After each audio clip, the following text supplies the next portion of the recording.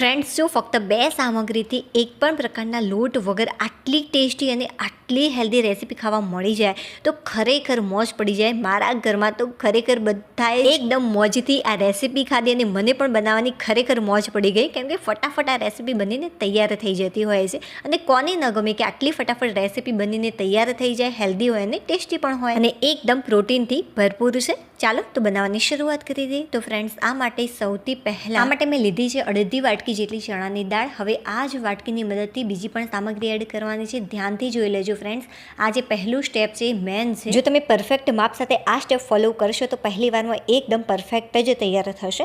હવે અડધી વાટકી જેટલા મેં ચોખા લીધા છે. તમે કોઈ પણ ચોખાનો ઉપયોગ કરી શકો છો, ભાતના હોય અથવા તો ખીચડી. હવે બસ 1 થી 2 વાર પાણીની મદદથી સારી રીતે વોશ કરી લઈશું. તો 2 વાર આને મેં પાણીની મદદથી સારી રીતે વોશ કરી લીધું છે.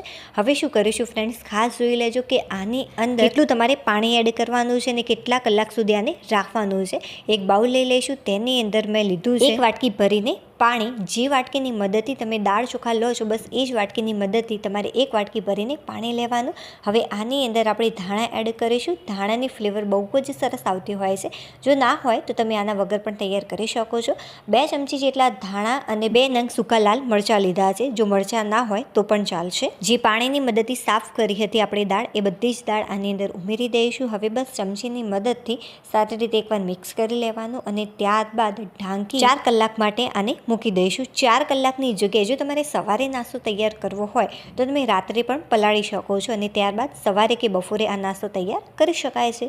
તમારે ડીશને આ રીતે ઊંધી ઢાંકવાની, જેથી દાળ ચોખાને ફૂલવા માટે સ્પેસ મળી રહે. તો ફ્રેન્ડ્સ, 4 કલાક પછી તમે જોઈ શકો છો જે દાળ ચોખા છે સારી રીતે ફૂલી ગયા છે. જે પાણી છે એને તમારે બિલકુલ પણ ફેંકવાનું નથી, આનો આપણે ઉપયોગ કરવાનો છે. જે મરચાં છે, લાલ સૂકા મરચાં, એની જે દાંડીનો ભાગ છે એને આપણે દૂર કરી દઈશું અને ત્યારબાદ લઈશું એક મિક્સર જાર અને મિક્સર જારની અંદર પાણી સાથે બધી ચણાની દાળ અને ચોખાની અંદર ઉમેરી દઈશું. બિલકુલ પણ આની અંદર તમારે પાણી એડ કરવાની જરૂરિયાત નથી. દાળ ચોખાને પાણી એડ કરી સારી રીતે આને ક્રશ કરી લઈશું. બધા જ દાળ ચોખા આની અંદર નહીં સમાય એટલા માટે અડધા દાળ ચોખા હું સૌથી પહેલાં ક્રશ કરું અને ત્યારબાદ બાકીના દાળ ચોખા ક્રશ કરી લઈશ. બટ એના પહેલાં આની સ્ટ્રોંગ ફ્લેવર આવે એટલા માટે 2 કળી લસણની અને 1 ચમચી જેટલું ઝીણું ચોપ કરેલું આદું એડ કરી છે. સારી રીતે આને ક્રશ કરી લઈશું. તો ફ્રેન્ડ્સ, સારી રીતે મેં આને ક્રશ કરી લીધું છે. હવે બસ બાઉલની અંદર નીકાળી લઈશું અને આટલું ઘટ આ પરફેક્ટ છે. બિલકુલ પણ પાણી એડ નહીં કરતા. આ થોડું કકરું રહે એ રીતે મેં આને પીસ્યું છે. બહુ ફાઇન પણ તમારે નથી પીસવાનું અને બહુ એકદમ વધારે પડતું કકરું પણ નથી રાખવાનું. 2 વાર મેં દાળ ચોખાની સારી રીતે ક્રશ કરી લીધા છે. હવે હાથની મદદથી સારી રીતે એકવાર ફેટી લઈશું, જેથી આ સારી રીતે મિક્સ થઈ જાય. ફ્રેન્ડ્સ, જે નીચે ટેગ પ્રોડક્ટનો ઓપ્શન આવે છે ત્યાં તમે કોઈ પણ વસ્તુ મંગાવી શકો છો. ખરેખર બહુ જ સારી આવે છે. એકવાર ચોક્કસથી મંગાવી જોજો. રોજિંદા જીવનમાં તમને ખૂબ જ ઉપયોગમાં આવશે. સારી રીતે મેં આને ફેટી લીધું છે. ચાલો ટેસ્ટી એમાં મસાલા એડ કરી દઈએ. તો સૌથી પહેલાં 1 ચમચી જેટલું સ્વાદ અનુસાર મેં મીઠું એડ કર્યું છે. 1 ચમચી જેટલી આખી ખાંડ એડ કરીશું. આનાથી સારી એવી મીઠાશ આવશે રેસીપીમાં. 1 ચમચી જેટલા મેં ચીલી ફ્લેક્સ લીધા છે. જો ચીલી ફ્લેક્સ ના હોય તો ઝીણા ચોપ કરીને લીલા મરચાં પણ એડ કરી શકાય છે, તો પણ સારી એવી તીખાશ આવી જશે. હવે બસ સારી રીતે એકવાર આને મિક્સ કરી લઈશું. અને હા ફ્રેન્ડ્સ, એક વિડીયો બનાવવામાં ખરેખર બહુ જ મહેનત લાગતી હોય છે. થોડીક પણ રેસીપી તમને પસંદ આવી હોય તો પ્લીઝ વિડીયોને લાઇક કરી દેજો. ચેનલ પર નવા હોય તો ચેનલને સબસ્ક્રાઇબ કરવાનું બિલકુલ પણ ભૂલતા નહીં. 5 ચમચી જેટલા ખાવાના સોડા એડ કરી ફરીથી આને સારી રીતે મિક્સ કરી લઈશું. અને હા ફ્રેન્ડ્સ, આ રેસીપી બનાવવામાં તમારે બિલકુલ પણ ટાઈમ નહીં લાગે, બટ હું તમને પરફેક્ટ માપ અને રીત સાથે શીખવાડી રહી છું એટલા માટે આટલો ટાઈમ લાગી રહ્યો છે. હવે એક પ્લેટ લઈ લઈશું અને તેલથી સારી રીતે ગ્રીસ કરી લઈશું. તમે કોઈ પણ પ્લેટનો ઉપયોગ કરી શકો છો. જો તમારા જોડે ઢોકળાનું કુકર ન હોય તો તમારે શું કરવાનું, નીચે સ્ટેન્ડ મૂકી દેવાનું અને ત્યારબાદ કોઈ પણ થાળી આ રીતે તેલથી ગ્રીસ કરી, જે રીતે હું તમને બતાવી રહી છું એ રીતે તમારે મૂકી દેવાનું ઢોકળાના કુકરની અંદર. સારી રીતે એકવાર ખીરું મિક્સ કર્યા બાદ આપણે આ રીતે ચમચીની મદદથી સરસ મજાનો શેપ બનાવી લઈશું. જો કદાચ ખીરું વધારે પડતું પાતળું થઈ ગયું હશે તો આ રીતે સારો શેપ નહીં બને. તો તમારે શું કરવાનું, થોડીક સોજી અથવા તો ચણાનો લોટ એડ કરી દેવાનો, અથવા તો બંને પણ સાથે મિક્સ કરી શકાય છે.